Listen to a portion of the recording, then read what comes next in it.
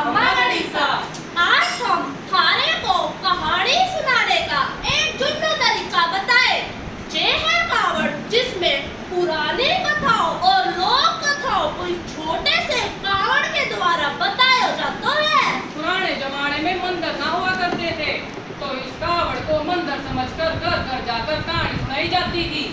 इसी तरह आज हम आपको राम जी और कृष्ण जी की कुछ मुख्य कहानियां सुनाएंगे। सूर्यवंशी राम और लक्ष्मण दोनों भाई बड़े हैं। जैसे ही इनका किवाड़ खुलता है तो प्रभु विष्णु अपनी पत्नी माँ लक्ष्मी के साथ बैठे हैं।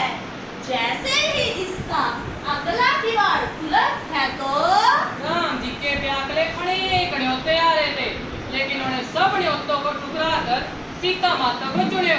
दूसरी ओर जब कृष्ण भगवान का जन्म हुआ था तो उनके पिता वासुदेव उन्हें सर पर उठाए नंदगांव छोड़ने जा रहे थे।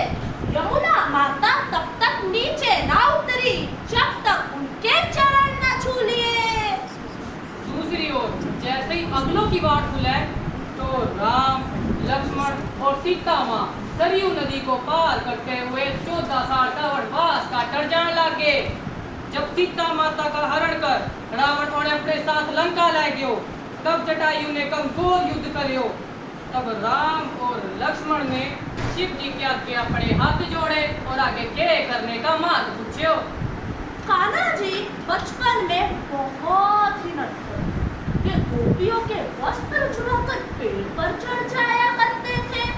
मधुबन में जो कन्हैया किसी गोपी से मिले, कभी मुस्काए कभी छेड़े कभी बात करे।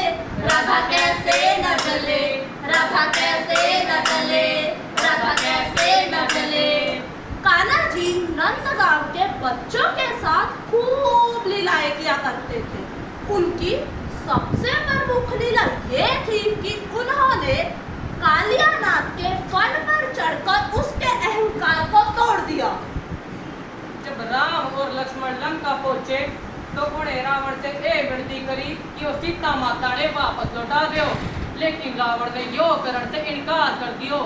तो राम और लक्ष्मण ने रावण को युद्ध में हरा दियो और राम और सीता माता की जोड़ी इकट्ठी हो गयो। बोलो सियावर रामचंद्र की जय, बोलो सियावर रामचंद्र की जय।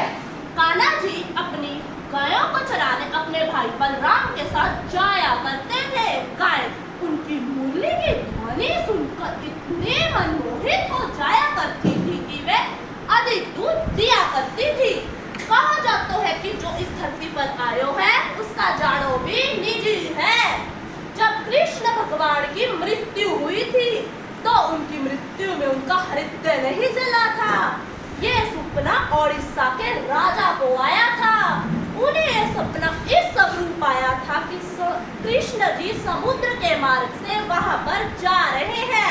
इसीलिए ओडिशा के जगन्नाथपुरी में कृष्ण जी, उनके भाई बलराम और उनकी बहन सुभद्रा की बहुत बड़ी पूजा भी की जाती है। और साल में एक बार इनकी रथ यात्रा भी निकाली जावे।